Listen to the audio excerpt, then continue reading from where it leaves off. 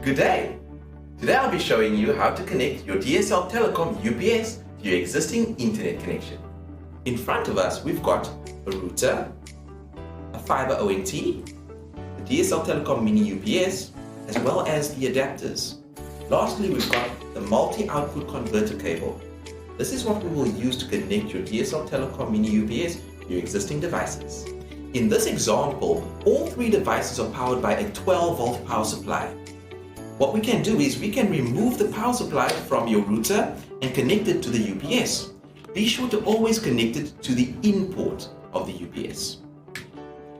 Notice the LED indications. It's showing that the actual device is now being charged. Next, we are going to take the multi-output converter cable and connect it to the out port of the UPS.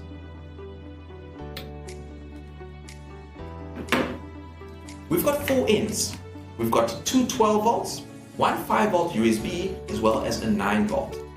In this example, we are going to connect the 12 volts.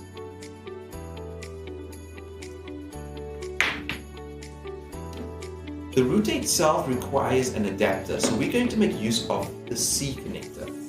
We will simply connect it to the actual point just like this, and we're going to connect it into the router.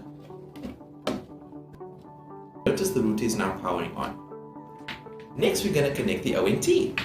We'll simply disconnect the existing power supply from the ONT and locate the second 12 volt point of the mini UPS.